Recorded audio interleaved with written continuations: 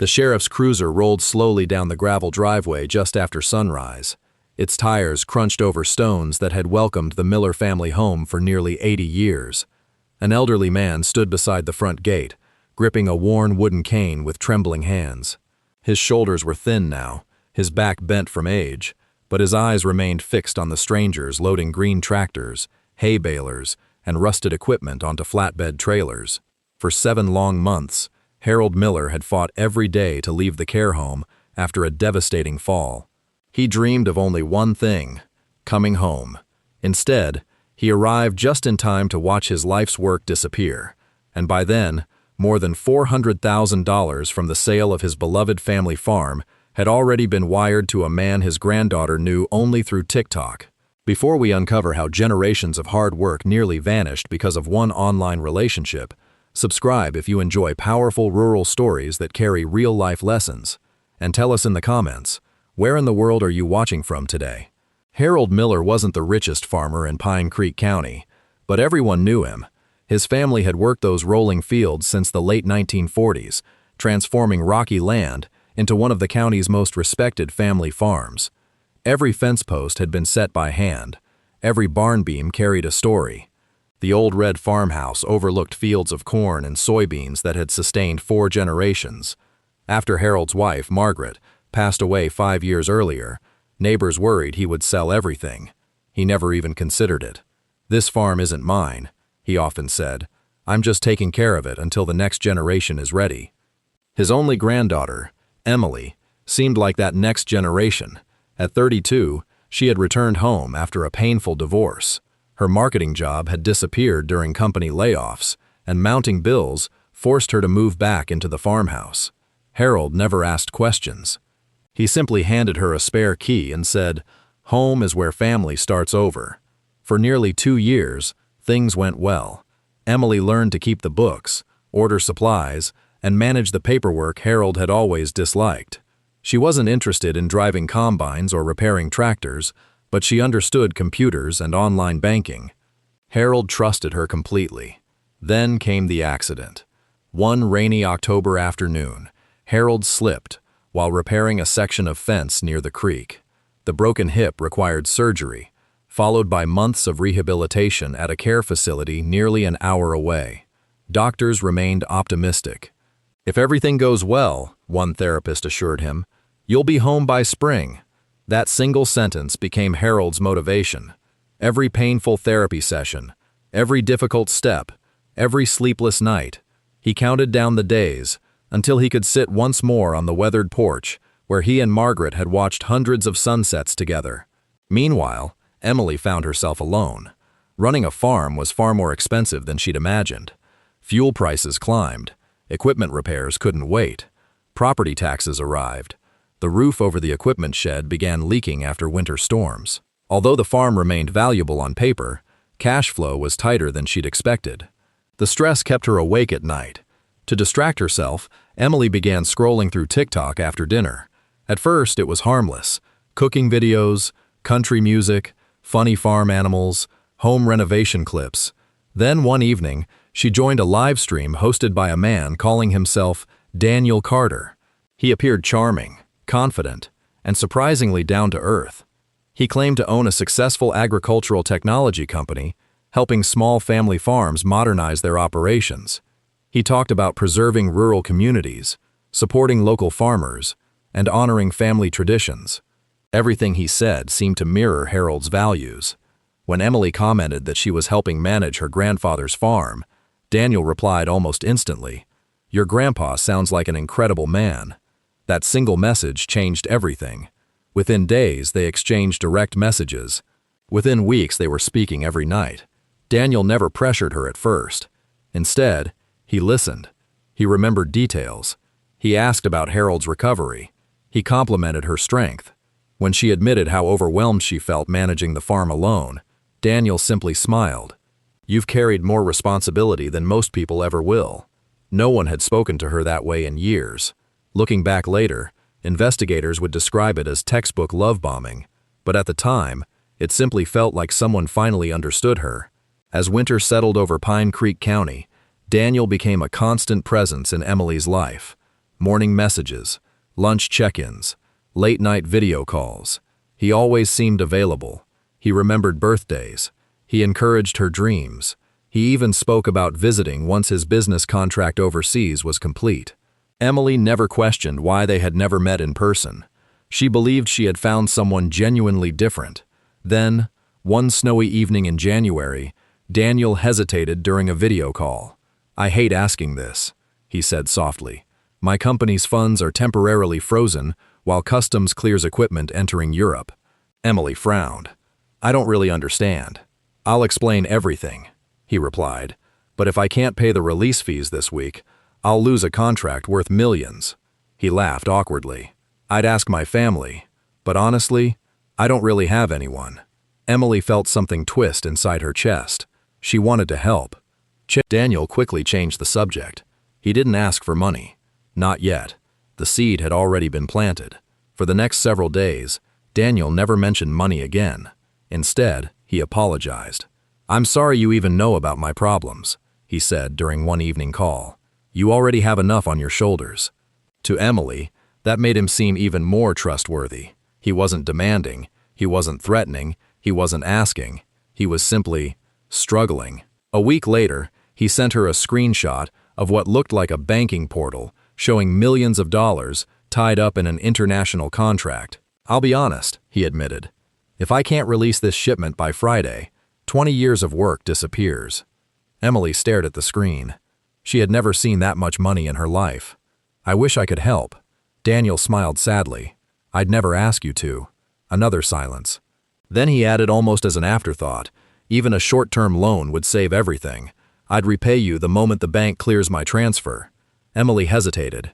She wired him $5,000 from her savings. Daniel thanked her over and over. 3 days later, he sent the money back. Every penny.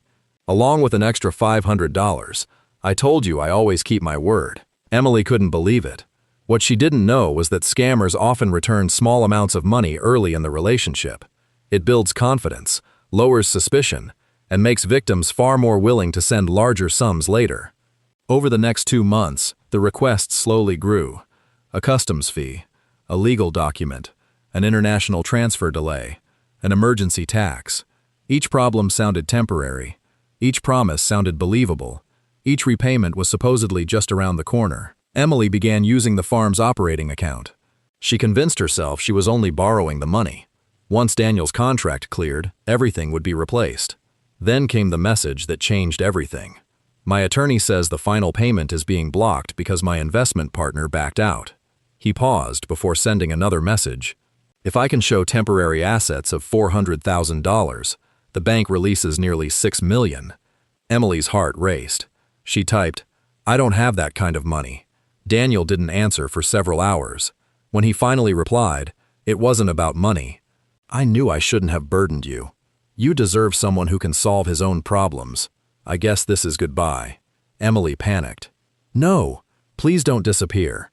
For nearly a month, Daniel barely contacted her. When he did, his replies were short, cold, distant. The woman who had become emotionally dependent on those daily conversations suddenly found herself desperate to win back his attention. That was exactly what the scammers wanted. Meanwhile, Harold continued making remarkable progress at the rehabilitation center. Every week he proudly called Emily. "Doctor says I'm walking farther. I'll be home before planting season." Emily always sounded cheerful, but after hanging up, she cried. The operating account was nearly empty. Bills were stacking up, and Daniel had become convinced that selling the farm, just temporarily, he insisted, was the only way to unlock the millions waiting overseas. "You'll buy it back within weeks," he promised. "No one gets hurt." Emily knew the property legally belonged to Harold, but several years earlier, after Margaret's death, Harold had signed a power of attorney, allowing Emily to handle financial matters if he became physically unable to do so. It had been created to pay bills, manage taxes, handle emergencies, not to sell everything. Still, the paperwork gave her more authority than she fully understood, or perhaps more than she wanted to admit. She contacted a local real estate broker. Within days, word quietly spread that Miller Farm might be available. One interested buyer stood out, Jacob Reynolds, a neighboring rancher whose own family had farmed nearby for decades. Jacob had admired the Miller property for years, but never imagined Harold would sell. When Emily explained that Harold wanted to simplify life after his injury, Jacob expressed sympathy. "I hate hearing that." "So do I," Emily replied, unable to meet his eyes. Jacob offered a fair price, based on recent land values. He hired inspectors, ordered surveys, completed every step legally. Nothing about the transaction appeared suspicious. The county attorney reviewed the documents. The title company processed the paperwork. The sale closed. By the end of that week, more than $400,000 sat in an escrow account before being transferred into accounts Emily controlled under the authority of the power of attorney. Over the following 11 days, she sent nearly all of it through a series of international wire transfers. Each one followed detailed instructions Daniel claimed came from his lawyers. Each transfer felt like the last obstacle before the life they had planned together. Then, silence. No morning message. No afternoon call. No evening video chat. Emily waited. Hours turned into days. His TikTok profile disappeared. His phone number stopped working. Every email bounced back. Even the photos he'd sent no longer appeared in their chat history. She searched his name online. Nothing. She tried the company he'd claimed to own. It didn't exist. For the first time, panic replaced hope. Emily contacted the bank. The transfers had already cleared. She reported everything to law enforcement. Investigators delivered another devastating blow. The handsome man she'd spent months talking to wasn't Daniel Carter. His photographs belonged to a real agricultural engineer living thousands of miles away in Australia, a man whose images had been stolen from professional networking sites and used by a criminal organization running romance scams across several countries. Emily hadn't been talking to one man. She'd likely been talking to an entire team, and they were gone. By the time the truth came apart in her hands, there was only one thing left to face: the day Harold would finally come home to a farm that no longer belonged to him. Spring arrived on schedule. The maple trees along Miller Road began to bloom. Robins returned to the fence posts, and Harold Miller was finally cleared to leave the rehabilitation center.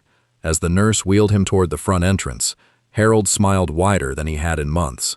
"I can't wait to smell my fields again," he said. Emily forced a smile, but her stomach churned the entire drive home. She had imagined this moment 100 different ways. In every version, she found the courage to tell him the truth before they reached the farm. Instead, she stayed silent. They turned onto Miller Road just after sunrise, the gravel still damp with dew. Harold rolled down his window, breathing in the familiar smell of turned earth and creek water. Then he saw the cruiser.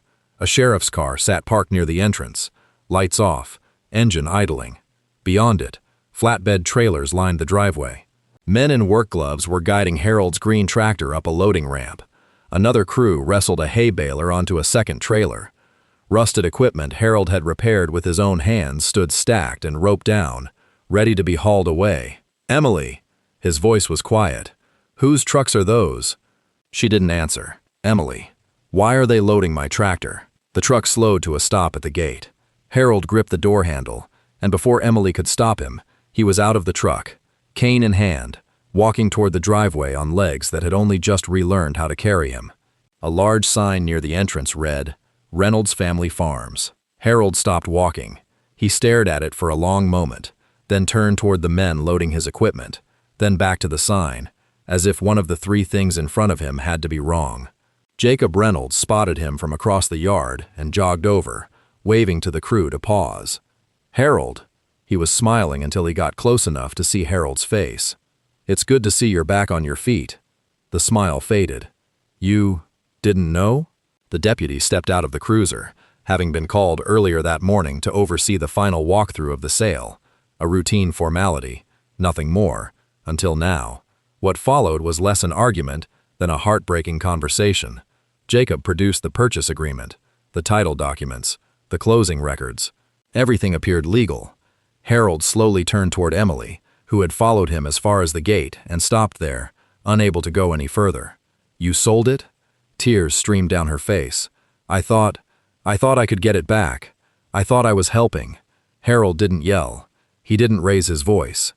He simply removed his old work gloves from his jacket pocket, gloves he hadn't needed in 7 months but had carried with him anyway, looked past the trailers to the fields he had spent a lifetime caring for, and quietly said, "Your grandmother planted every apple tree on that hill. I promised her they'd stay in the family." Those words hurt Emily more than any accusation ever could. Over the next several weeks, investigators from the state's Financial Crimes Unit pieced together what had happened. The romance scam had followed a pattern that experts now recognized across thousands of cases worldwide. The criminals created fake identities using stolen photographs. They built emotional trust over weeks or months. They isolated victims from family. They manufactured urgent financial emergencies. They discouraged independent verification. And when the money arrived, they disappeared. Emily wasn't the first victim. Sadly, she wouldn't be the last. But another investigation uncovered something equally important. Harold's attorney reviewed the power of attorney documents that had been signed years earlier. The authority Emily received allowed her to manage routine financial affairs while Harold recovered from illness. It did not clearly authorize selling his primary property for purposes unrelated to his care or benefit. That distinction changed everything. Rather than fight the Millers in court, Jacob Reynolds made a decision that earned the respect of the entire county. He had bought the farm honestly. He had followed every legal step. He had done nothing wrong. Yet after learning how the sale happened, he agreed to unwind the transaction if Harold's family could reimburse his costs and return the purchase price. "It was never my intention to profit from another family's tragedy," Jacob told reporters outside the courthouse. "A good neighbor doesn't build his future on someone else's heartbreak." With help from their bank, insurance recoveries, extended family, and a community fundraising effort, the Miller family was able to repay the sale proceeds over time. The process took months, but before the next harvest season, the deed to Miller Farm was officially returned to Harold. The first thing he did wasn't inspect the fields. It wasn't check the machinery. He walked slowly to the old apple tree Margaret had planted 43 years earlier. Its branches were heavy with new blossoms.